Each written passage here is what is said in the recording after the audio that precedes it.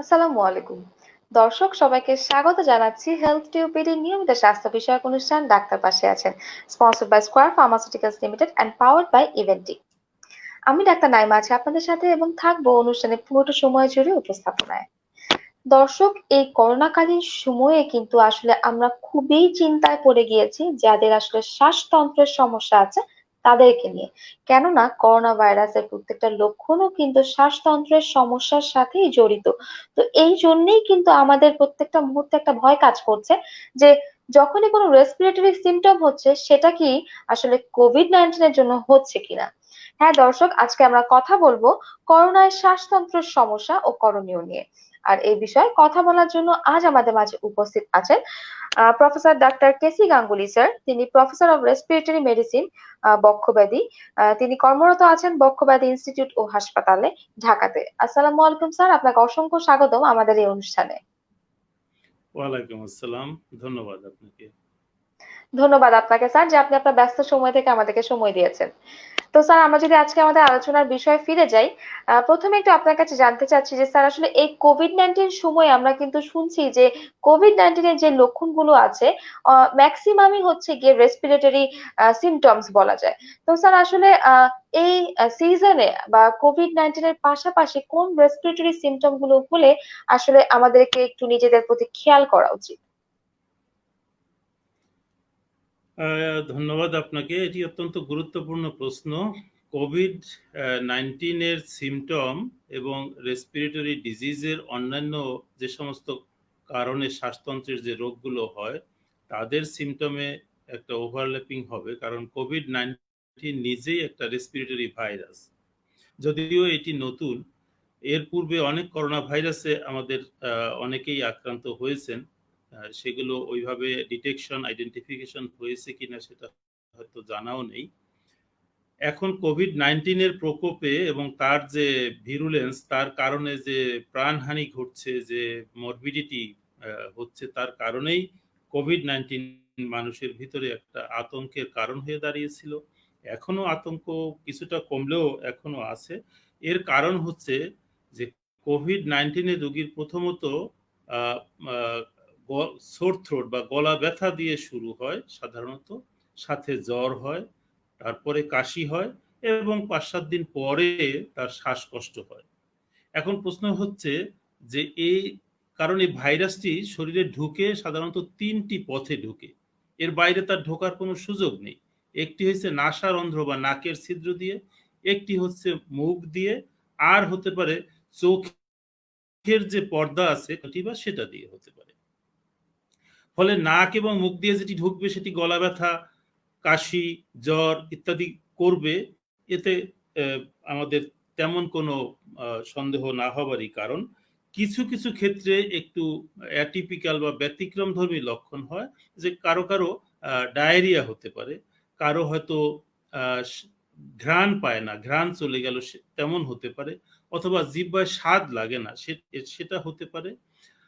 এইগুলো হলে পরে তখন তো কোভিড এর দিকে বরং দৃষ্টিটা আরো বেশি চলে যায়। এখন প্রশ্ন হচ্ছে যে এই কাশি, শ্বাসকষ্ট এবং জ্বর এটি শ্বাসতন্ত্রের অন্য অনেক রোগেই হতে পারে। অ্যাজমাতে হতে পারে, সিওপিডিতে হতে পারে, ব্রঙ্কিয়াক্টিসিসে হতে পারে, শর্ট বা অল্প ডিউরেশনের হলে পরে নিউমোনিয়াতে হতে পারে। ফলে এটিতে অবশ্যই যিনি পূর্ব থেকে এই ধরনের কোনো রোগে ভুগেছিলেন তিনি কি করে এটি অনুধাবন করবেন যে বর্তমান যে উপসর্গগুলো হচ্ছে সেগুলো তার আগের রোগেরই কারণ, নাকি কোভিডে তিনি আক্রান্ত হলেন। এটি একটি সত্যিকারেই ডাইলেমা। এটা চিকিৎসকদের জন্য যেমন, রোগীর জন্যও তেমন। সেটি একদম নিশ্চিতভাবে কনফার্ম করতে হলে যেটা করতে হয় সেটা তো আমরা সবাই জানি যে আরটিপিসিআর টেস্ট এখন করা হচ্ছে ডিটেকশনের জন্য। সেই টেস্টে পজিটিভ হলে তাহলে পরে আমরা বলি যে হ্যাঁ, এটা কোভিড এর কারণে হচ্ছে। কিন্তু অনেক ক্ষেত্রে 40% ক্ষেত্রে এই আরটিপিসিআর নেগেটিভ হতে পারে, অর্থাৎ লোকটির ভিতরে ভাইরাস ঢুকেছে, ইনফেকশন করেছে, কিন্তু আপনি টেস্ট করলেন, ভালোভাবেই টেস্ট হলো, তারপরও টেস্ট রেজাল্টটি নেগেটিভ হতে পারে। ফলে সে সমস্ত ক্ষেত্রে ডায়াগনোসিসটি আরো একটু জটিল হয়ে দাঁড়ায়। তো সেসব ক্ষেত্রে হয় যে বুকের এক্স-রে যদি করা হয় তাহলে এক্স-রেতে এক ধরনের চিত্র পাওয়া যায়, বাইল্যাটারাল, পেরিফেরাল, দুই পার্শ্বে একদম প্রান্তিক কতগুলো ওপাসিটি বলি আমরা, এক ধরনের ছবি দেখা যায়, বেজাল নিচের দিকে বেশি দেখা যায়। এরকম যখন হয় বা সিটি স্ক্যানের সুযোগ যাদের আছে, একটা সিটি স্ক্যান করা গেলে তখন আরো সুন্দরভাবে বোঝা যায় যে হ্যাঁ এটি হয়তো কোভিড এর কারণেই হয়েছে, অর্থাৎ এটি তার পূর্বোক্ত যে রোগ অ্যাজমা, সিওপিডি বা টিউবারকুলোসিস কিংবা নিউমোনিয়া সেটির কারণে এটি হয়নি।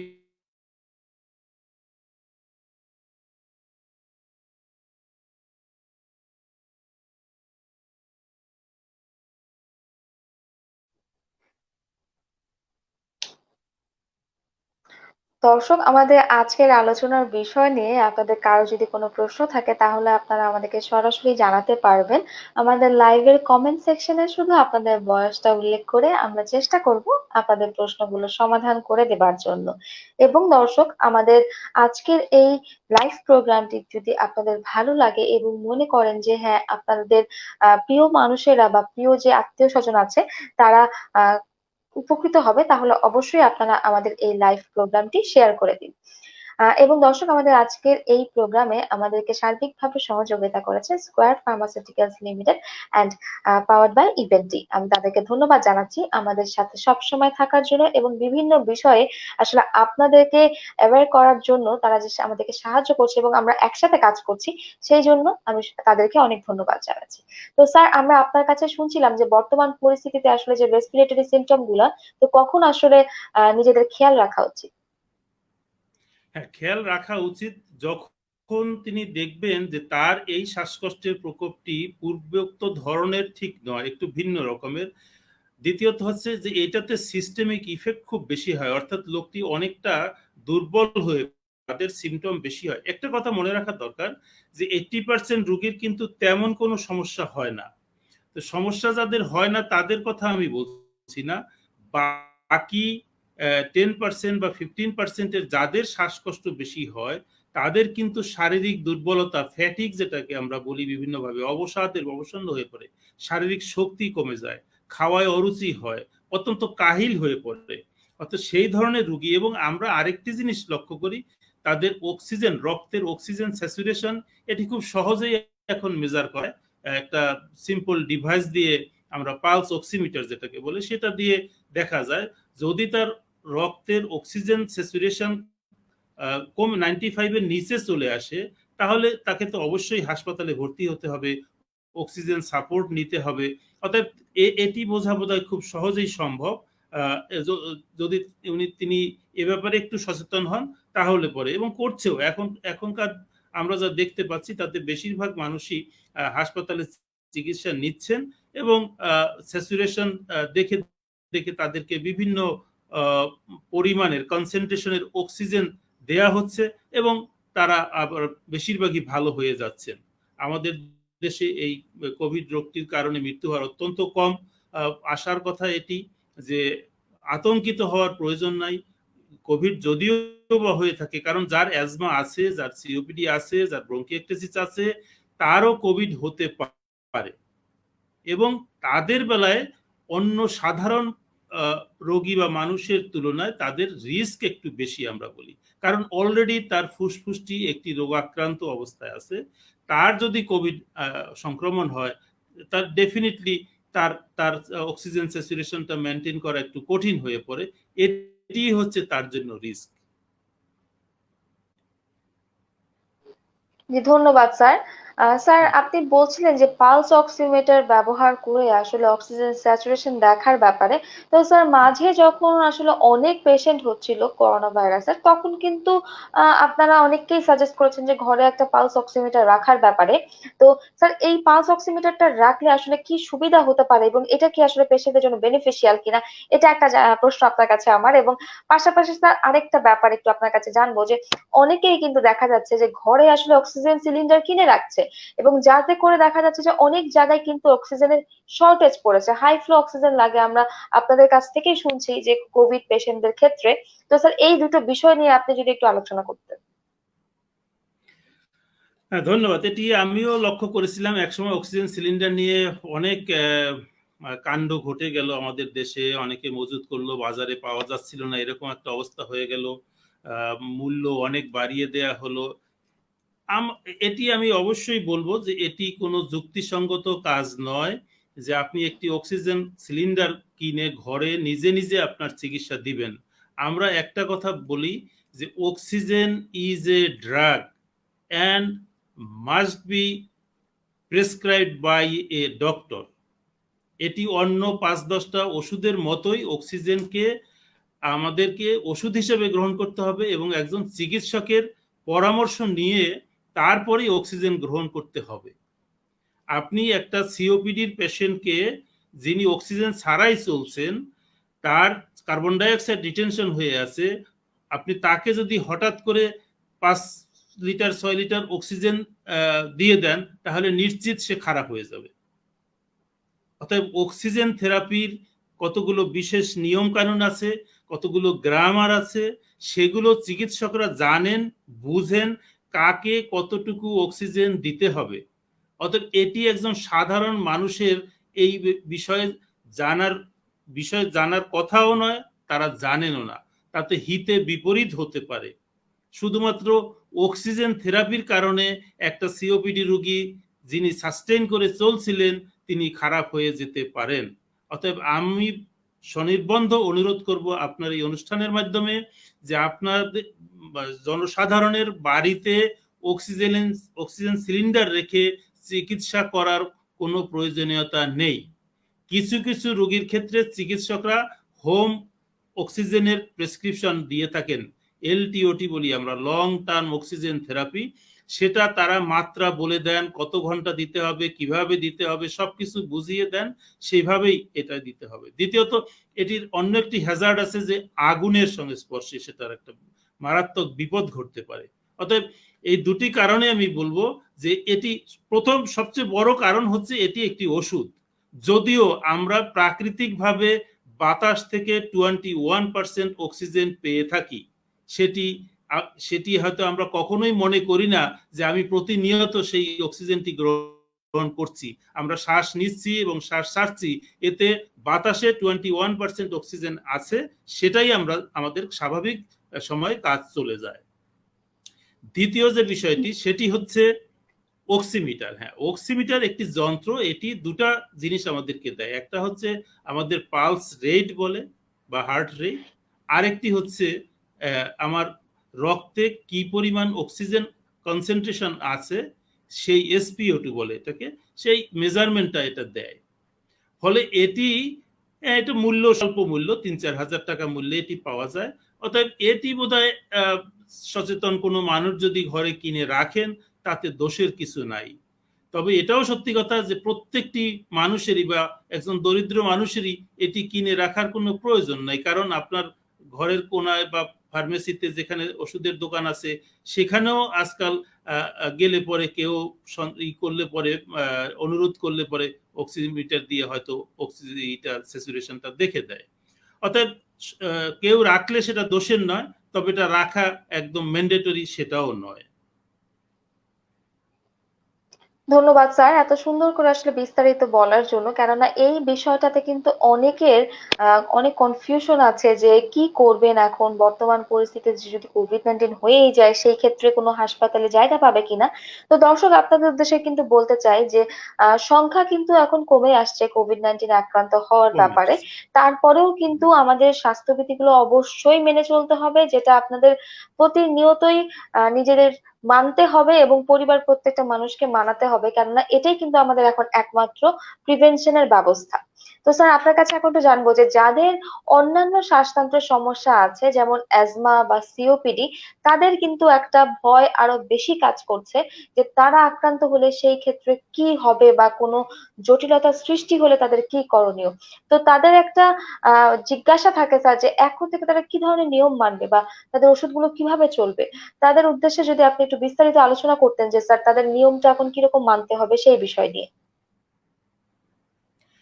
হ্যাঁ, অ্যাজমা সিওপিডি যাদের আছে তাদের কোভিড আক্রান্ত হলে তাদের যেমন রিস্ক অনেক বেশি, শুধু তো আর শ্বাসতন্ত্রের রোগ অ্যাজমা সিওপিডি নয়, মূলত কতগুলি রিস্ক ফ্যাক্টর আছে, যেমন ডায়াবেটিস, সেটা তো অ্যাজমা সিওপিডি রোগীরও থাকতে পারে, হাইপারটেনশন থাকতে পারে, যাদের ইসকেমিক হার্ট ডিজিজ আছে সেটি থাকতে পারে, ওবেস পেশেন্ট যারা একটু বেশি মোটা সোটা তাদের বেলায়, অর্থাৎ এবং ক্যান্সারের রোগী, তার প্রিভিয়াস হিস্ট্রি অফ ক্যান্সার অথবা অ্যাট প্রেজেন্ট যারা ক্যান্সারের রোগী, উভয় গ্রুপই অনেক বেশি রিস্কি থাকেন। অর্থাৎ এদের করোনা আক্রান্ত হলে অন্যদের তুলনায় পরিণতি বেশিরভাগ হারে খারাপ হয়।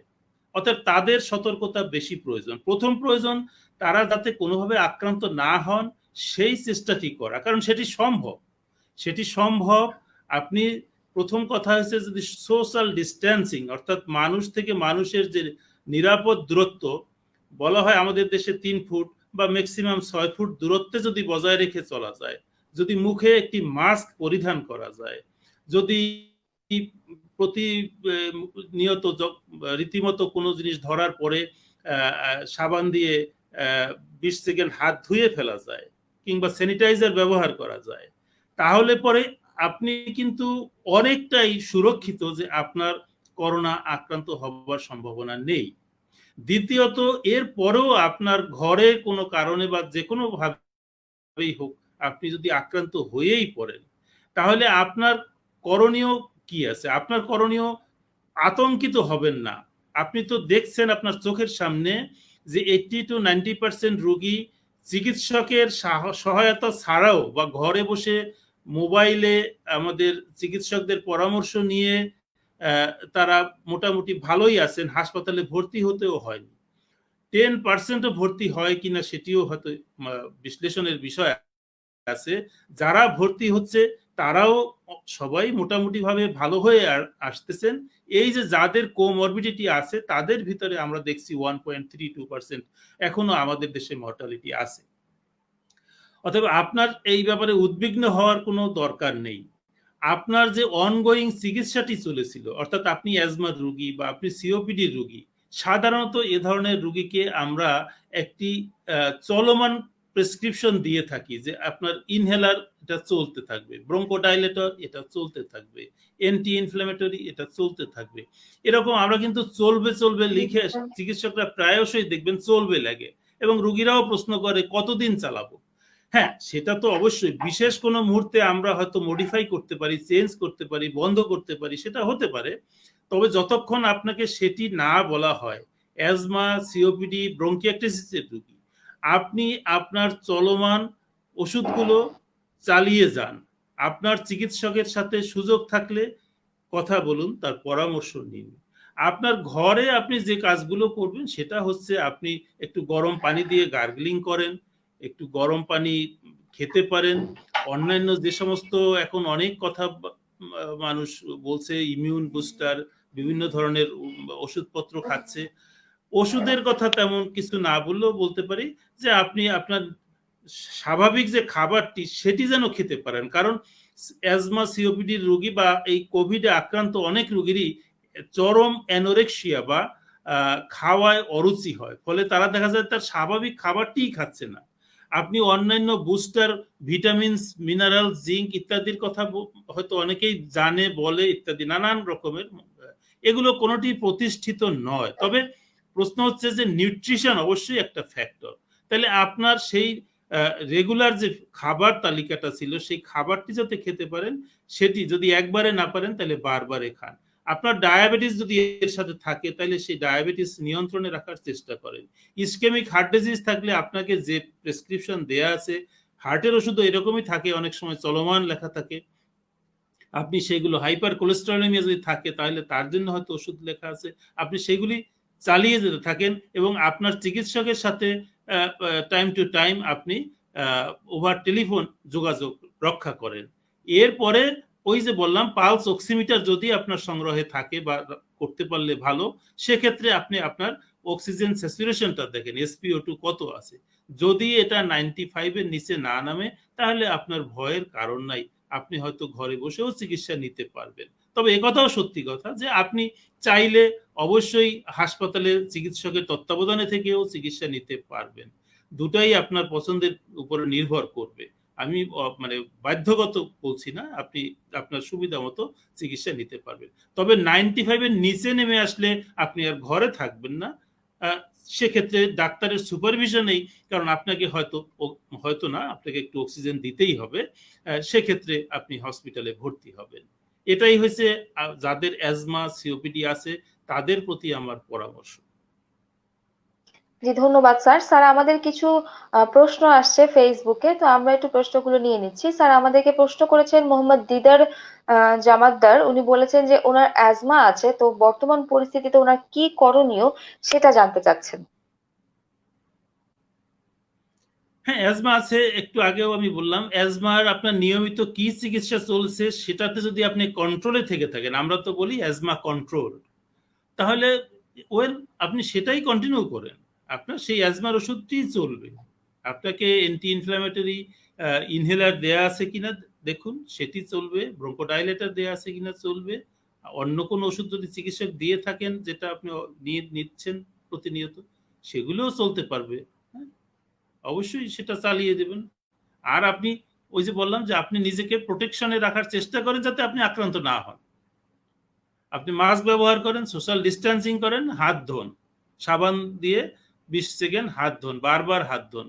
যখনই কিছু কাজ করবেন, যখন কিছু ধরবেন, তখনই, অর্থাৎ হাত আপনি নাকে মুখে দিলে তো সেখান থেকে জীবাণু আপনার শরীরে ঢুকতে পারে, তার পূর্বেই আপনি হাতটি ধুয়ে ফেলুন। ধন্যবাদ স্যার। স্যার, এরপর আমাদেরকে প্রশ্ন করেছেন শহীদুল ইসলাম। উনি বলেছেন যে উনার কিছু সমস্যা হচ্ছিল, যার জন্য ডাক্তার দেখানোর পরে ডাক্তার তাকে ইভেন্টি 400 মিলিগ্রাম দিয়েছেন খেতে। তো তার টেম্পারেচার আসলে কমেছে, কিন্তু এখনো 98 আছে। তো এতে করে কি তার কোনো সমস্যা হবে কিনা, বা পাশাপাশি আর কি ওষুধ তাকে খেতে হবে স্যার এই বর্তমান পরিস্থিতিতে, উনি এটাই জানতে চাচ্ছেন। 98 টেম্পারেচার তো থাকতেই হবে। মানুষের শরীরের টেম্পারেচার কত? 98 তো আর অস্বাভাবিক টেম্পারেচার নয়। অতএব উনি যেটা মনে করছেন যে জ্বর আছে, সেটা তো ঠিক নয়। ওনার তো জ্বর নেই। এটি এক ধরনের হয়তো শারীরিক মানে ফিভারিশ ফিলিং, হয়তো শরীরটা ভালো লাগছে না, ম্যাজ ম্যাজ করছে, জ্বর জ্বর মনে হচ্ছে। প্রকৃতই তিনি জ্বরে ভুগছেন সেটা হয়তো নয়। আর ইভেন্টি একটি অ্যান্টিবায়োটিক, এটি আমরা প্রেসক্রিপশন অ্যান্টিবায়োটিক ডাক্তার সাহেব জুডিশিয়াসলি চিন্তা করে দিয়েছেন, আপনি সেটা যেই কয়দিন, এটা তো নিশ্চয়ই 7 দিন 10 দিনের বেশি কেউ প্রেসক্রাইব ওইভাবে সচরাচর করে না, আনইউজুয়ালি ভিন্ন ক্ষেত্র হতে পারে। তো আপনাকে যেই পেশেন্টের কথা বলেছে সেই কয়দিনই আপনি খাবেন, তার বেশি তো আর এটি খাবার কোনো প্রয়োজনীয় নাই। এটি মূলত ব্যাকটেরিয়ার এগেনস্টে কাজ করে। এটি করোনার ওষুধও নয়, বা করোনার জন্য এটা আপনাকে হয়তো প্রেসক্রাইব করা হয়নি। এটিই পরামর্শ আপনার জন্য। জি, ধন্যবাদ স্যার। স্যার, এরপরে আমাদেরকে আরেকজন দর্শক প্রশ্ন করেছেন। স্যার, উনি প্রশ্ন করেছেন মোর্শেদ আলম গালিব। উনি বলেছেন যে স্যার, করোনা ভাইরাস হয়েছিল আমার, তো এটার পরে পরবর্তী যে কফটা আমার পারসিস্ট করছে, এটার জন্য কি করণীয় স্যার? এই প্রশ্নটা নিশ্চয়ই আপনারা ডেইলি যখন রোগী দেখছেন তখন ফেস করছেন, যে যাদের কোভিড হয়ে গিয়েছে তাদের কিন্তু অনেকেরই কাশিটা পারসিস্ট করছে, এবং এটা অনেক দিন হয়ে যাচ্ছে যে কোনোভাবে কমাতে পারছে না। তো তাদের জন্য কি আলাদা কোনো পরামর্শ আছে? হ্যাঁ, পরামর্শ বলতে প্রথমত এটি এটি একটু বিশদভাবে বুঝতে হবে যে এই কাশিটি তার কোভিড হওয়ার পূর্বেও ছিল কিনা, সেটি একটি। যদি বা নাও থেকে থাকে, এখন নতুন করে হয়েও এটি পারসিস্ট করতে পারে, একটা কোভিডের কারণে হতে পারে, অথবা তার ফ্যামিলি হিস্ট্রি আছে কিনা অ্যালার্জির, অ্যাজমার, বা এই ধরনের কাশির। কারণ কি, কাশি কফ ভেরিয়ান্ট অ্যাজমা বলেও তো একটি রোগ আছে। বলে এতদিন তার সেই কফ ভেরিয়ান্ট অ্যাজমা হয়নি, এখন হলো কেন? একটা ইনফেকশনের পরে, রেসপিরেটরি ইনফেকশনের পরে অ্যাজমার প্রথম বহিঃপ্রকাশ ঘটতে পারে। অনেক রুগী আছে যাদের প্রথম বহিঃপ্রকাশ ঘটে কোনো সময়, হয়তো একটা নিউমোনিয়া হয়, রুগী নিজেই বলে আমার ওই সময় নিউমোনিয়া হয়েছিল, তারপর থেকেই এক ধরনের শ্বাসকষ্ট, কাশি ইত্যাদি। অতএব সেই কাশিটি আমাদেরকে একটু বিশদভাবে বোঝার চেষ্টা করতে হবে। এখন ধরে নিলাম যদি সেগুলো না হয়, তাহলে এই পোস্ট কোভিড কাপ এটাও একটি বিষয় হতে পারে। সে কাশির অনেক ধরনের ব্যাখ্যা হতে পারে। একটা তো সিকুয়েলি অফ কোভিড আমাদেরকে এখনো হয়তো বুঝতে হবে আরো কিছুদিন। আমাদের এই রোগটির বয়স ৬-৭ মাস হয়ে গেছে। আমরা কিন্তু নিত্য নতুন কথাবার্তা এখনো শুনছি। পোস্ট কোভিড ফাইব্রোসিস অর্থাৎ ফুসফুসের অনেকেরই দেখা যায় যে এক ধরনের ফাইব্রোসিস হয়ে যায়, অর্থাৎ ফুসফুসটা যে স্পঞ্জি যে অ্যালভিওলাই গুলো থাকে সেগুলো ইনফ্লামেশন হওয়ার পরে সেই ইনফ্লামেশন রিজলভ করে, প্রদাহটা রিজলভ করে যখন গেল তখন এটি এক ধরনের স্টিফনেস চলে আসে, একটু শক্ত হয়ে যায়, ফাইবারের মতো হয়ে যায় অনেকটা, লাং টিস্যুটা তখন হয়ে যায়। তাহলে বুঝতে হবে যে এটি হয়তো ওনার যে সিটি স্ক্যানটি আছে বা পরবর্তীতে চেস্ট এক্সরে করলেও সেটি বোঝা যাবে, এগুলি আবার স্পাইরোমেট্রি করেও বোঝা যাবে। আমরা 6 মিনিট ওয়াক টেস্ট করেও আমরা দেখতে পাই যে উনি সেই পূর্বের মতোই হাঁটতে পারেন কিনা, বা তার চেয়ে এখন কি কম পরিশ্রমী হাঁপিয়ে ওঠেন কিনা ইত্যাদি পরীক্ষা নিরীক্ষা করে তারপরে বুঝতে হবে যে তার এটি কোন কারণে হয়েছে এবং সেই অনুযায়ী তাকে চিকিৎসা দিতে হবে। আরেকটি বিষয় আমি বলি যে স্রেফ দেখা যায় কোনো রোগী আছে যাদের এর সাথে শুধুমাত্র মানসিক উদ্বেগ আছে। এই মানসিক উদ্বেগের কারণে তারা অনেক সময় গলা পরিষ্কার করার মতো, যেটাকে তারা কাশি বলে কিন্তু কাশি নয়, দেখা যায় খুব খুব করতেছে, গলা পরিষ্কার করতেছে, কিছু বেরও হচ্ছে না, ইত্যাদি ইত্যাদি নানান রকমের উপসর্গ হয়। কারণ কোভিড হওয়ার পরও মানুষের ভিতরে এক ধরনের অ্যাংজাইটি, এক ধরনের ডিপ্রেশন, এক ধরনের আতঙ্ক মানুষের ভিতরে বিরাজ করে যে কি হলো, এটার পরিণতি কি হবে, ভবিষ্যতে কি হবে ইত্যাদি নানান বিষয় নিয়ে তারা দুশ্চিন্তাগ্রস্ত থাকেন। এটি উন্নত বিশ্বের অনেক জার্নালেই প্রকাশিত হয়েছে যে দেখা যায় যে প্রায় 50% অফ কোভিড পেশেন্ট যারা কোভিড থেকে এসেছেন ঠিকই, কিন্তু তারপরও তারা এক ধরনের মানসিক উদ্বেগে ভুগেন। অর্থাৎ সেগুলোর দিকেও একটু নজর দিতে হবে। তাহলে পরে আমার মনে হয় যে এটি উনি গরম পানির গার্গলিং করা, গরম পানি একটু খাওয়া, ব্রিদিং এক্সারসাইজ, বুক ভরে শ্বাস নেবার চেষ্টা করা, এগুলো করতে পারেন, এক্সারসাইজ করতে পারেন, মনকে প্রফুল্ল রাখার চেষ্টা করতে পারেন। নিতান্ত না কমলে অবশ্যই ডাক্তারের পরামর্শ নিলে তিনি ওনাকে একটু পরীক্ষা নিরীক্ষা করে দেখে যেটা মনে হয় সেই অনুযায়ী চিকিৎসা দিবেন। এই দুশ্চিন্তাগ্রস্ত হওয়ার কোনো প্রয়োজন নেই। ধন্যবাদ স্যার। স্যার এরপর আমাদেরকে প্রশ্ন করেছেন খন্দকার মুস্তাফিজুর রহমান। উনি বলেছেন যে উনার বয়স 40 বছর এবং উনার সমস্যা হলো প্রায় 2 মাস যাবৎ ঠান্ডা জনিত কারণে ভুগছে জুনের 14 তারিখ থেকে, এবং শ্বাসকষ্ট শুরু হয়ে যায়। উনি ডক্সিভা 200 মিলিগ্রাম সকালে একটা রাতে একটা করে খাচ্ছেন, মন্টিন খাচ্ছেন রাতে একটা করে, এবং সালটুলিন 250 ইনহেলারটা নিচ্ছেন। এখন ওনার সমস্যা হচ্ছে, তাই এখন উনি কি করতে পারেন?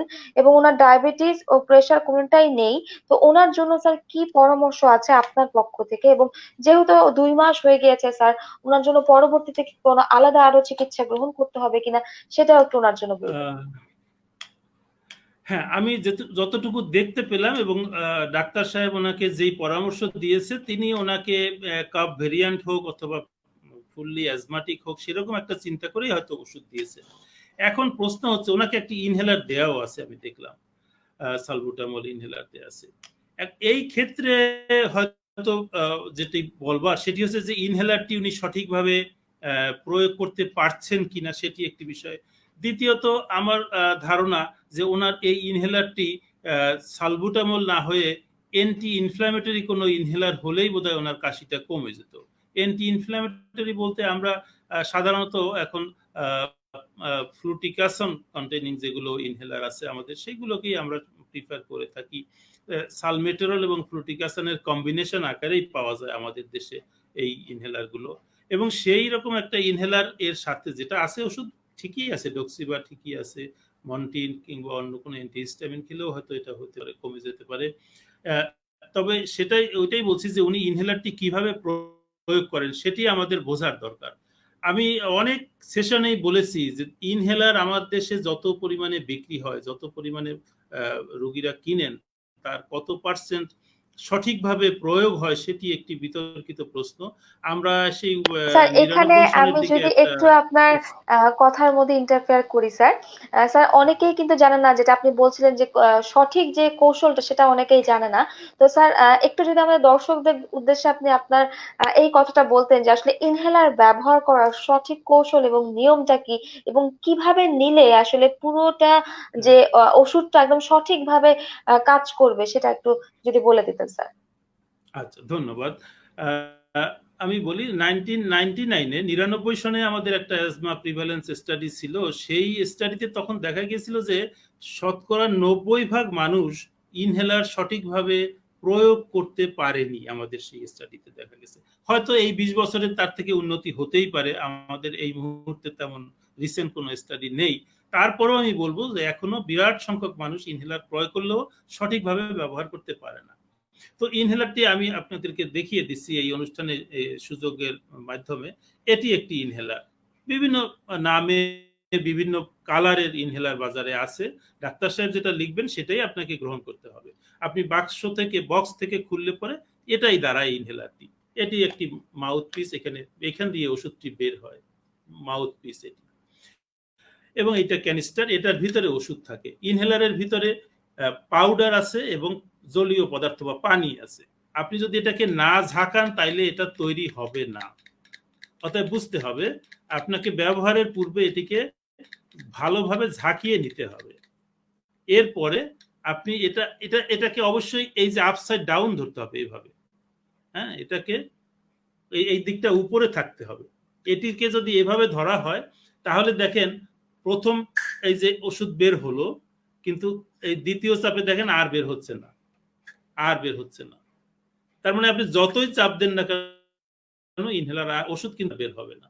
ফলে এটাকে এইভাবে নিতে হবে। এবং আমি যেহেতু ভুল ধরেছিলাম প্রথমবার কিছু আসবে না। এই যে চাপ দেই দেখেন, চাপ দিলে দেখেন কিছু আসবে না, আসেনি, এবার আসবে। তাহলে এটাকে অবশ্যই আপসাইড ডাউন এভাবে ধরতে হবে। ধরে এটা ঠোঁটের সাথে লাগান, ঠোঁটের কাছে নিয়ে আসুন, নিয়ে চাপ দিলে যে গ্যাসটা বের হয় সেই গ্যাসটাকে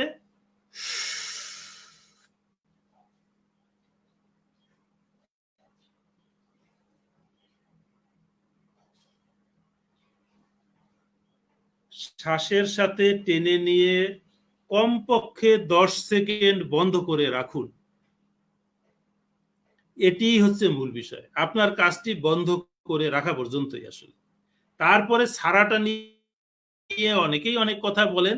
নাক দিয়ে ছাড়লে কিছু অ্যাডভান্টেজ আছে, মুখ দিয়েও ছাড়া যাবে না তা না, ছাড়া যাবে। এটাকে তারপরে আপনি ছেড়ে দেন। এটাই হলো প্রক্রিয়াটি।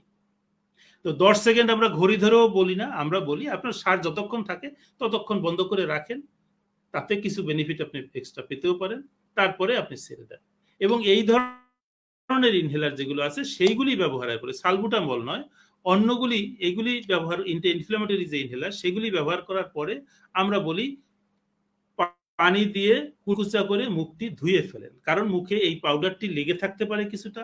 দীর্ঘদিন ব্যবহার করলে বা এল্ডারলি পিপল তাদের বেলায় বা ম্যালনারিশ পিপল তাদের বেলায় মুখে একটু ঘা হতে পারে, সেই জন্য ধুয়ে ফেলতে বলি। বিষাক্ত নয়, একবার ধুইলেন না তাতে বিরাট কিছু ঘটে যাবে না, তাও ঘটবে না। কিন্তু অনেকে ভুল করে, কি করে, ইনহেলারটি মুখের ভিতরে দিয়ে তারপরে পানি দেয়, পানি দিয়ে আবার এটাকে গিলে খেয়ে ফেলে। বহু মানুষ আছে যে ইনহেলার নাক দিয়ে টানার চেষ্টা করে, মুখে নিয়ে ঢোক গিলে খেয়ে ফেলে। আপনি ঢোক গিলে খেয়ে ফেললে এটা স্টমাকে যাবে, পাকস্থলিতে যাবে, তাতে ক্ষতি হয়তো তেমন কিছু হবে না, কিন্তু আপনার খুব একটা কাজে আসবে না, উপকারে লাগবে না। আপনার মনে রাখতে হবে আপনার রোগটি এয়ারওয়েতে, শ্বাসনালীতে। ফলে ওষুধটি শ্বাসনালীতে দিতে হবে। শ্বাসনালীতে যাওয়ার উপায় কি? আমরা সাধারণত অনেক সময় বলে দিই যে সিগারেটের মতো টেনে নেওয়ার। সিগারেট কেউ খাবেন না,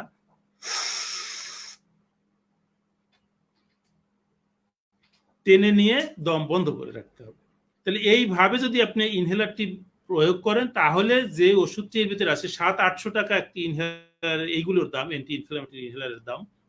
কিন্তু দেখা যায় সাধারণ গরিব মানুষও হয়তো অনেকেই ক্রয় করতেছেন ঠিকই, কিন্তু তিনি তার প্রয়োগটি ভালোভাবে তিনি জানেননি, এটি তার অপরাধ হতে পারে না, তার দোষ হতে পারে না। এটি যিনি প্রেসক্রাইব করেছেন তার নিজের যেমন দায়িত্ব তাকে শিখিয়ে দেয়া, হতেই পারে তিনি ব্যস্ত, চিকিৎসক হলে তার নিশ্চয়ই অ্যাসিস্ট্যান্ট থাকতে হবে, যিনি শিখিয়ে দিতে পারেন, নার্স থাকতে পারে যিনি শিখিয়ে দিতে পারেন। ইভেন ফার্মাসিতে যখন যাবে ওষুধ ক্রয় করতে, মডেল ফার্মাসি, আধুনিক যে মডেল ফার্মাসি, সেখানে ফার্মাসিস্ট থাকার কথা, এবং সেই ফার্মাসিস্টের অবশ্য কর্তব্য যে ইনহেলারটি তাকে সুন্দরভাবে বুঝিয়ে দেয়া যে কিভাবে এটি টানতে হবে, ব্যবহার করতে হবে, প্রয়োগ বিধিটাকে দেখিয়ে দেয়া। কিন্তু দুঃখজনক হলেও সত্য যে আমাদের দেশে কটি ফার্মাসিতে মডেল ফার্মাসিস্ট আছে, আমরা তো সেইভাবে মডেল ফার্মাসি এখন ওইভাবে পাচ্ছি না, যেগুলো পাচ্ছি সেখানেও সার্বক্ষণিক ফার্মাসিস্ট আমরা পাই না। ফলে আলটিমেট সাফারার যেটা বলুন যে সেটা হয় এই যে সাধারণ ক্রেতা যিনি ওষুধটি কিনলেন, টাকা খরচ করলেন, কিন্তু তিনি ইনহেলারটির সুফল পেলেন না, কারণ তার টানার টেকনিকটি যথাযথ ছিল না এবং কেউ তাকে সেটা শিখিয়েও দেয়নি। এটি অত্যন্ত দুর্ভাগ্যজনক এবং এই ব্যাপারটি শুধু আমাদের দেশে নয়, এটি কিন্তু সারা বিশ্বেই এই ব্যাপারগুলো ঘটে, যে টেকনিক্যাল এরর বলি আমরা, যেটা এই ওষুধটি ঠিকই আছে কিন্তু ওষুধটি প্রয়োগ হয়তো ঠিক মতো হয়নি। অতএব আমি আবার অনুরোধ করব, যারাই ইনহেলার কিনেন তারা চিকিৎসকের কাছ থেকে হোক, তার অ্যাসিস্ট্যান্টের কাছ থেকে হোক, ফার্মাসি থেকে হোক, নার্সের কাছ থেকে হোক, সুন্দরভাবে বুঝে নেবেন যে কিভাবে এটি প্রয়োগ করতে হবে, তাহলেই আপনি সুফল পাবেন।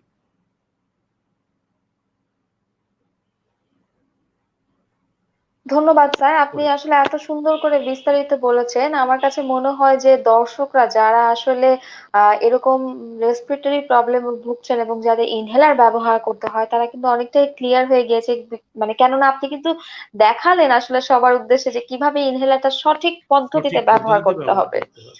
তো স্যার আমরা, জি স্যার, স্যার তো আমরা আবারও একটু ফেসবুকে কিছু প্রশ্ন নিচ্ছি। স্যার আমাদেরকে প্রশ্ন করেছেন মহিউদ্দিন আকবর, উনি বলেছেন যে তার ওয়াইফের বয়স 47 বছর, এবং সরি, তার তার বয়স 47 বছর, তার স্ত্রীর বয়স 43 বছর এবং মেয়ে আছে দুজন, তারাও একজন 16 বছর একজন 13 বছরের, এবং তাদের করোনা ভাইরাস পজিটিভ সবারই পরিবারে, এবং হচ্ছে গিয়ে তাদের এখন যা আছে সেটা হচ্ছে জ্বর, শরীর ব্যথা, গলা ব্যথা।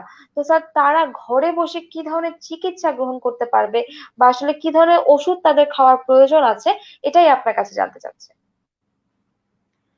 হ্যাঁ, আমার এই কথার ভিতরে এতক্ষণে মোটামুটি বেরিয়ে আসছে যে করোনা ভাইরাসের এগেনস্টে বিশেষ কোনো স্পেসিফিক বলি আমরা, যে নির্দিষ্ট কোনো ওষুধ নাই যেই ওষুধটি দিলে এই ভাইরাসটিকে দ্রুত মেরে ফেলা যাবে, কোনো রকম কোনো সমস্যা হবে না। অর্থাৎ ব্যাকটেরিয়ার এগেনস্টে আমরা যেরকম ওষুধ ব্যবহার করি যেটাকে আমরা বলি অ্যান্টিবায়োটিক, সেরকম অ্যান্টিভাইরাল ওষুধ যদিও বাজারে আছে, কিন্তু সেটা ইফিকেসি আমরা বলি, কার্যকারিতা ওই রকম নয় যে এই ভাইরাসকে সম্পূর্ণ দমন করতে পারে, মেরে ফেলতে পারে।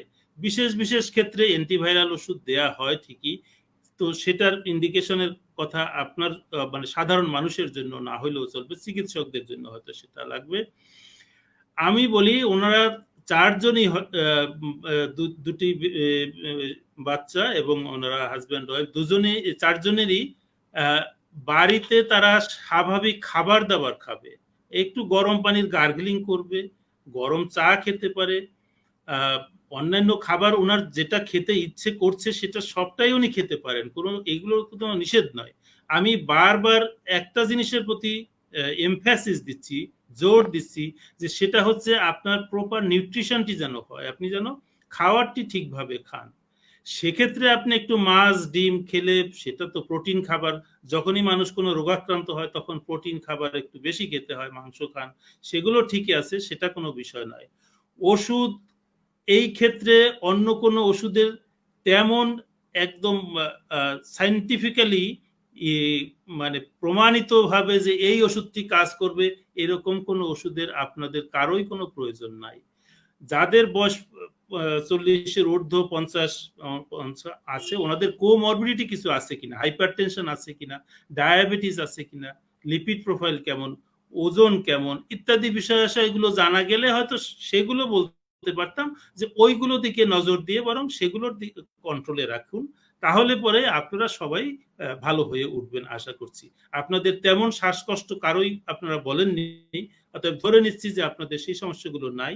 যেটা আছে শরীর ব্যথা, জ্বর, কাশি, এটি স্বাভাবিক, করোনাতে এরকম হয়। আবার এটি কয়েকদিন পরে দেখেন এবং অবজার্ভ করতে থাকেন পরবর্তী দিনগুলোতে কেমন হচ্ছে।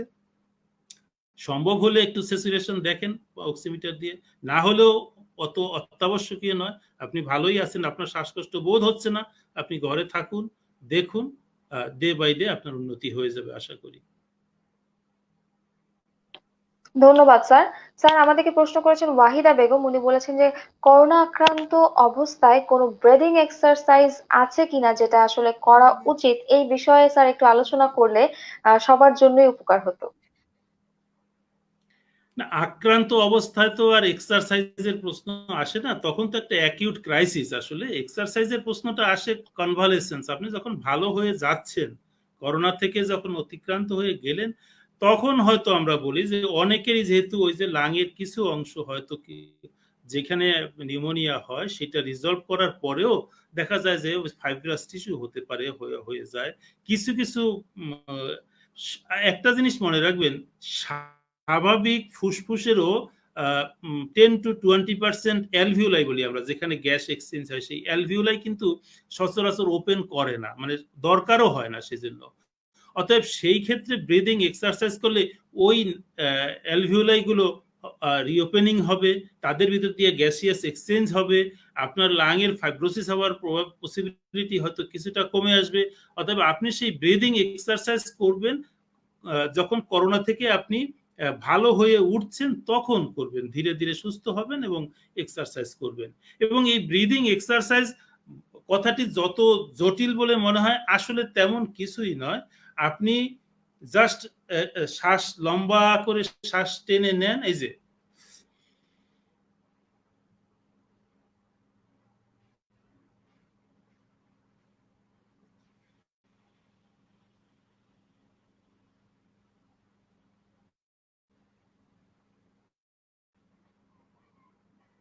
নাক দিয়ে শ্বাস টেনে বুক ভরে ফেলেন যতটা সম্ভব। আপনার ফুসফুসটা বেলুনের মতো, এটা বড় হয়, এক্সপ্যান্ড করে। আপনি ফুসফুসকে বড় করে ফেলেন, ফুলে ফেলেন, তাতে ওই কোলাপসড অ্যালভিউলাই গুলো খুলে যাবে, আপনার অক্সিজেনেশন সহজ হবে।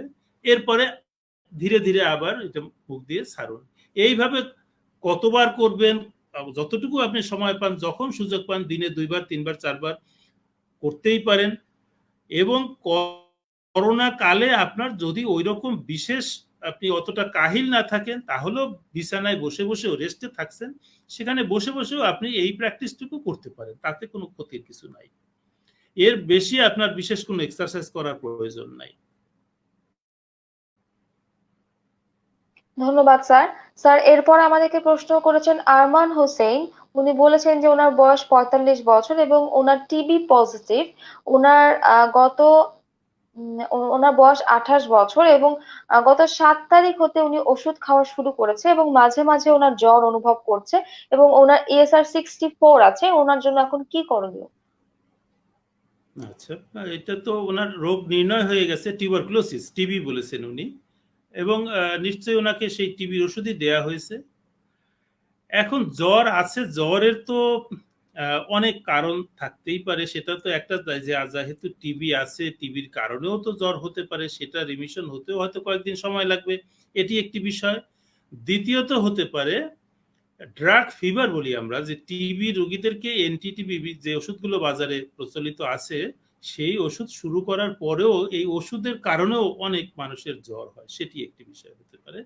অতএব সেটি নিয়েও উদ্বিগ্ন হওয়ার কারণে, জ্বর কতটুকু হয়, কি কতক্ষণ থাকে, কি বৃত্তান্ত, সেইগুলি মনে রাখতে হবে। এবং অনেক ব্যক্তিরই সে হয়তো কপালে হাত দিয়ে বা মাথায় হাত দিয়ে দেখছেন একটু গরম লাগতেছে, উনি বলতেছেন যে আমার জ্বর হয়েছে। উনি যখন শরীরের অন্য অংশে হাত দেন, বলেন না, তো ওই অংশগুলো গরম হয় না, ওইগুলোতে জ্বর হয় না। জ্বর কোথায় হয়? জ্বর শুধু মাথায় হয়। তো এই ধরনের ব্যক্তিদের দেখা যায় যে তাদের আবার অনিদ্রা আছে, তাদের খাওয়ায় অরুচি আছে, তাদের অস্থিরতা আছে, তাদের আবার নানান রকমের উপসর্গের কথা বলে। অর্থাৎ দেখা যায় যে আলটিমেটলি তারা আমি অন্য অনেক জায়গায় বলেছি যে আমাদের এইসব পেশেন্টদের সাইকোলজিক্যাল অ্যাসেসমেন্ট করা হয় না, মনস্তাত্ত্বিক অবস্থার একটি ব্যাখ্যা দরকার, একটি বিশ্লেষণের দরকার, কিছু কোশ্চেনের দরকার, প্রশ্ন করা দরকার, যে উনি কেমন বোধ করেন, অস্থির বোধ করেন কিনা, অস্বস্তি লাগে কিনা, অযথাই উদ্বেগে ভোগেন কিনা, রোগটি নিয়ে আতঙ্কিত কিনা, এরকম নানান ধরনের বিষয় এসে থাকে। এতে করে হঠাৎ করে অনেক সময় দেখা যায় মাথাটা গরম হয়ে ওঠে, কিন্তু সেটি প্রকৃত জ্বর নাও হতে পারে। তো যাই হোক, সেটি ৩ বেলা উনি টেম্পারেচার চার্ট করলে হয়তো বুঝতে পারবেন যে ওইরকম হয়তো সিগনিফিক্যান্ট জ্বর হয়তো নয়। তবে আমি একটা বলি, অনেক রোগী নিজে নিজেই এই যে টিবির ওষুধের সাথে সাথে জ্বর বলে হয়তো দেখা যায় প্যারাসিটামল খায়। প্যারাসিটামল সচরাচর আমরা বলি এটি নিরাপদ ওষুধ ঠিকই, কিন্তু অ্যান্টি টিবি ড্রাগের সাথে প্যারাসিটামল খুব বেশি নিরাপদ নয়, সেটি মনে রাখতে হবে। কারণ কি, টিবির ওষুধগুলো যেমন হেপাটোটক্সিক বলি আমরা, লিভারের জন্য ক্ষতিকারক হয় বটে, সবারই হয় তা নয়, হতে পারে কারো কারো। সেজন্য সতর্কতার প্রয়োজন। অতএব সেটিকে আরো যেন আমরা বার্ডেন করে না ফেলি এর সাথে প্যারাসিটামল যোগ করে। অতএব চিকিৎসকের পরামর্শ ছাড়া অন্য বাড়তি ওষুধ খাবার প্রয়োজন নাই। আপনি একটু অবজার্ভ করেন, টেম্পারেচার চার্ট দেখেন, আপনার দুশ্চিন্তা থাকলে সেগুলো থেকে একটু দুশ্চিন্তা মুক্ত থাকার উপায়, রিল্যাক্সেশন এক্সারসাইজের চিন্তা করেন, আপনার ঘুম কেমন হয় একটু ভালো ঘুমানোর ব্যবস্থা করেন, তাহলে আমার মনে হয় আপনার এই জ্বর থাকবে না। আর টিবি নিশ্চিতভাবে যেহেতু পজিটিভ আপনি বলেছেন, অ্যান্টি টিবি ওষুধ চালিয়ে যেতে হবে। এই সামান্য জ্বর হলেও সেই জ্বরের কারণে টিবির ওষুধ বন্ধ করার নিয়ম না বা সমীচীন নয়। সেটি আপনার চিকিৎসকের সাথে পরামর্শ করে এটি ঠিক করতে হবে। ধন্যবাদ। জি, ধন্যবাদ স্যার। স্যার, এরপর আমাদেরকে প্রশ্ন করেছেন নজরুল ইসলাম। উনি বলেছেন যে ওনার বয়স 40 বছর এবং গত 3 মাস যাবৎ উনি সেরেক্সিন এক ক্যাপটা ব্যবহার করছেন। সমস্যা হলো যে কাশি দিলে অথবা গলা ঝাড়লে সেই ক্ষেত্রে সাদা রঙের কফ বের হয়ে আসছে। তো স্যার, এটা কি আমার কোনো সমস্যা কিনা, বা এতে করে এখন পরবর্তীতে কোনো অন্য ওষুধ খাওয়ার প্রয়োজন আছে কিনা? হ্যাঁ, একটি কথা তো সত্যি যে উনি সেরোক্সিন ইনহেলার ব্যবহার করছেন, সেটি নিশ্চয়ই কোনো চিকিৎসক ওনাকে প্রেসক্রাইব করেছেন। তো সেটি একটি অ্যান্টি ইনফ্ল্যামেটরি ইনহেলার, সেটি অবশ্যই আমরা ব্যবহার করি। এখন যদি তার রোগ সেই অ্যাজমা, কাভেরিয়ান্ট অ্যাজমা বা এই জাতীয় যেটা কিছু হয়, তাহলে তার এই ওষুধের সাথেও তো অন্য একটি দুটি ওষুধ লাগতে পারতো বা পারে। এখন উনি সেটি গ্রহণ করছেন কিনা বা চিকিৎসক তাকে সেইভাবে দিয়েছেন কিনা আমি তো সেটা জানতে পারলাম না। এটাতে সত্যি কথা যে ইনহেলার ওনাকে আমি নিশ্চয়ই, যদি এতক্ষণ আমাদের অনুষ্ঠান দেখে থাকেন, ইনহেলার টানার টেকনিকটা ঠিক আছে কিনা, ইনহেলার ঠিক মতো টানলে এবং ওই রকম সাপোর্টিভ দুই একটা ওষুধ লাগতেই পারে, যেমন একটা অ্যান্টিহিস্টামিন লাগতে পারে, একটা ব্রঙ্কোডাইলেটর, ইউজুয়ালি ওই যে ডক্সোফাইলিন বা ডক্সিভাই জাতীয় ওষুধও আমরা দিয়ে থাকি। বিশেষ কোনো যদি অন্য তার কন্ট্রাইন্ডিকেশন না থাকে তাহলে সেগুলি সাথে খেতে পারেন।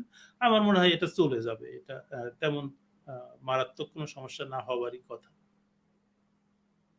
ধন্যবাদ স্যার। স্যার, তো আমরা একদমই অনুষ্ঠানের শেষ পর্যায়ে চলে এসেছি। তো এই পর্যায়ে আসলে আরেকটা প্রশ্ন না করলেই না, সেটা হচ্ছে যে অনেকে এখন বর্তমান পরিস্থিতিতে পাশাপাশি আসলে বিভিন্ন রকমের রেসপিরেটরি সিমটম দেখা দিলে তারা কিন্তু আসলে জানতে চায় স্যার যে আহ, জ্বর কাশি হলেই কি আসলে করোনা টেস্ট করতে হবে, নাকি আসলে আমাদের আইসোলেশনে থেকে একটু অবজার্ভ করতে হবে? তো স্যার, এই বিষয়টা নিয়ে যদি একটু বলতেন। এটি তো আসলে প্রেক্ষাপটের উপরে নির্ভর করে। জ্বর কাশি হলে পরে এর পূর্বে আমরা হয়তো করোনা টেস্ট করতাম না, কিন্তু আমাদের যখন প্রথম করোনার প্রাদুর্ভাব হয় তখন তো আমরা সবাইকেই বলেছি, জ্বর কাশি হলেও করতে বলেছি। ইভেন যাদের হয়নি, যারা কন্ট্যাক্টে এসেছেন তাদেরকে করতে বলেছি। সাধারণ মানুষের, অনেক দেশে তো অনেক সাধারণ মানুষকেও করা হয়েছে, কারণ তাদের এই করোনার যে হার সেটি নির্ণয় করার জন্য তার প্রয়োজনীয়তা ছিল।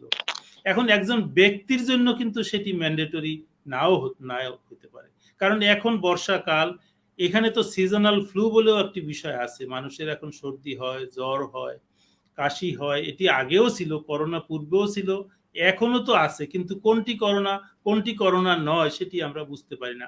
তবে একটি কথা মনে রাখবেন, আমি এতক্ষণ যে কথাগুলো করোনার উপসর্গ হিসেবে বলেছি সেখানে কিন্তু সর্দির কথা খুব একটা বলিনি, অর্থাৎ নাক ঝরা, হাসি, এগুলোর কথা খুব একটা বলিনি। আসলে এই নাকের সমস্যাটি, নাক ঝরা এবং হাসি কিন্তু কম হয়, খুব কম হয়। অনলি 2-3% কেসে দেখা যায় যে তাদের রাইনাইটিস হয়। বরং হাসি যাদের বেশি হয়, হাসি সহ, তাদের হয় অ্যালার্জিক রাইনাইটিস আছে, যাদের বারবার বা সারা বছরই দেখা যায় কম বেশি মাঝে মাঝেই হাসি হয়, হয় অ্যালার্জিক রাইনাইটিস আছে, অথবা এখন একটা সিজনাল ফ্লুর কারণে ৫-৭ দিনের জন্য হাসি হলো, সেটি বরং বেশি যুক্তিসঙ্গত হতে পারে। কিন্তু তার সাথে তার গলা ব্যথা আছে, তার কাশি আছে, এবং যদি ন্যূনতম শ্বাসকষ্টও তিনি বোধ করেন তাহলে বুঝতে হবে, কারণ সাধারণ ফ্লুতে শ্বাসকষ্ট হয় না, সেটি নিউমোনিয়া হলেও হইতে পারে, সেটি ভিন্ন।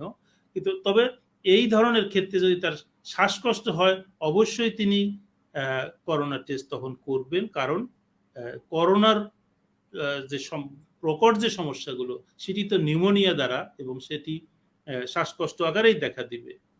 এর বাইরে যেগুলো হতে পারে সেগুলো চিকিৎসকরা নির্ণয় করে তখন হয়তো সেগুলো দেখবেন, কিন্তু তার জন্য ওই এতটুকু বুঝতে হবে যে শ্বাসকষ্ট কোনো রকম অনুভব করলে তিনি করোনা টেস্টও করবেন, বুকের একটা এক্সরে হয়তো তিনি নিজে তো আর করবেন না, তিনি তার চিকিৎসকের পরামর্শ নিয়েই করবেন। করোনা টেস্টই তাকে নিজের থেকে উদ্যোগ নিয়ে তাকে করতে হবে। জি, ধন্যবাদ স্যার। তো দর্শক, অনুষ্ঠানের এই পর্যায়ে স্কয়ার ফার্মাসিউটিক্যালস এর পক্ষ থেকে কিছু বলার জন্য আমি আমন্ত্রণ জানাচ্ছি মিস্টার মুজিবুর রহমানকে। তিনি ম্যানেজার সেলস, স্কয়ার ফার্মাসিউটিক্যালস লিমিটেড। আপনাকে অসংখ্য স্বাগতম আমাদের সাথে যুক্ত হবার জন্য। ধন্যবাদ doctor Naima Sharmin for allowing me.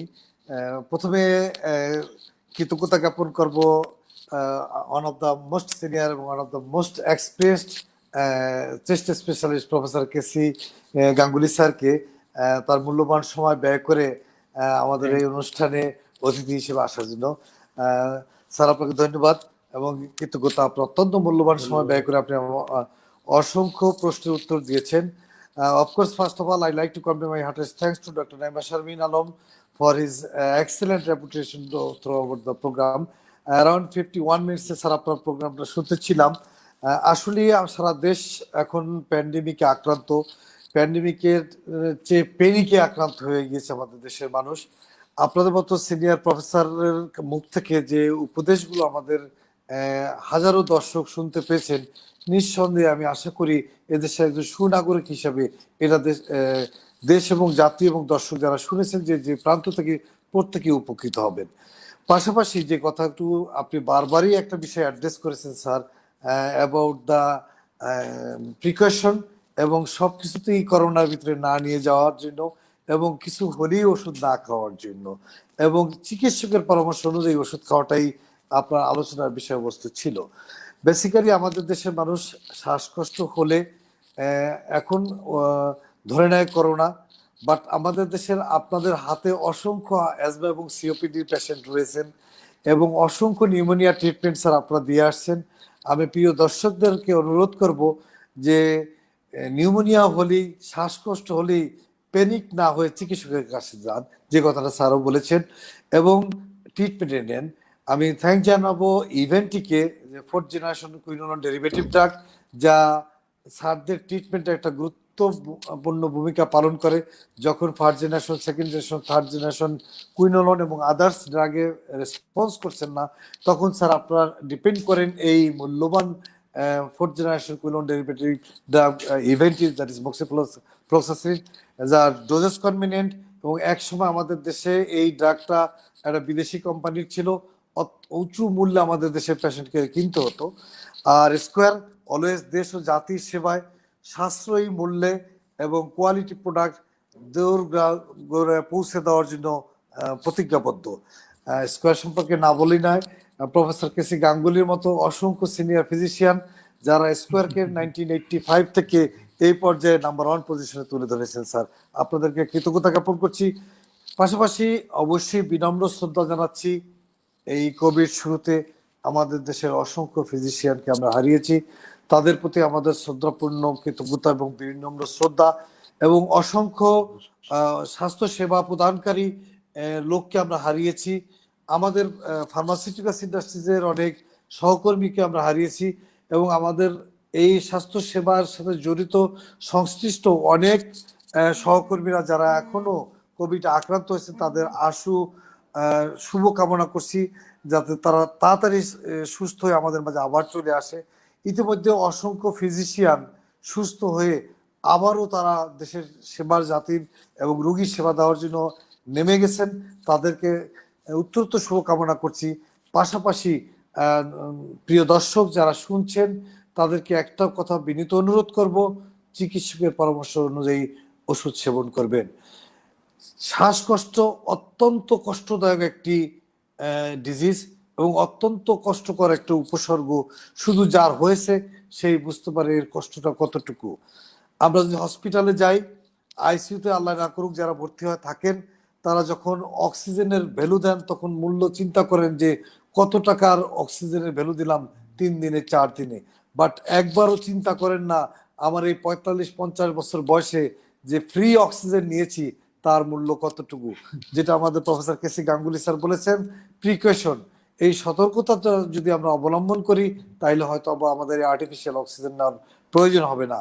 So আমি অনুরোধ করব যে শ্বাসকষ্ট হলে অবশ্যই আপনি নিকটস্থ চিকিৎসকের পরামর্শ নেবেন এবং অবভিয়াসলি আপনি একজন স্পেশালিস্টের চেস্ট বিশেষজ্ঞ, বক্ষব্যাধি বিশেষজ্ঞের কাছে যান। নিউমোনিয়া হলেই আপনি শেষ হয়ে যাবেন না, আপনি প্যানিক হয়ে যাবেন না। এর জন্য রয়েছে আমাদের দেশে সুচিকিৎসা ব্যবস্থাপনা। প্রফেসর কেসি গাঙ্গুলির মতো অসংখ্য চিকিৎসক রয়েছেন যারা সাকসেসফুলি করোনার হাজার হাজার রোগীদেরকে চিকিৎসা দিয়ে আসছেন। স্যারদের এনআইডিসিএইচ থেকে শুরু হয়েছে আমাদের দেশের করোনার চিকিৎসার প্রথম দিকটা, এখন ছড়িয়ে পড়েছে সারা দেশে। আমি আশা করব যে করোনার রোগের চিকিৎসার জন্য, শ্বাসকষ্ট রোগের জন্য প্যানিক না হয়ে চিকিৎসকের শরণাপন্ন হন। এবং আমি বিলিভ করি ইভেন্টির মতো এরকম অসংখ্য ড্রাগ রয়েছেন, আমাদের আরো অসংখ্য প্রোডাক্ট রয়েছেন যা নিউমোনিয়ার চিকিৎসার জন্য আপনাদের গুরুত্বপূর্ণ ভূমিকা পালন করে।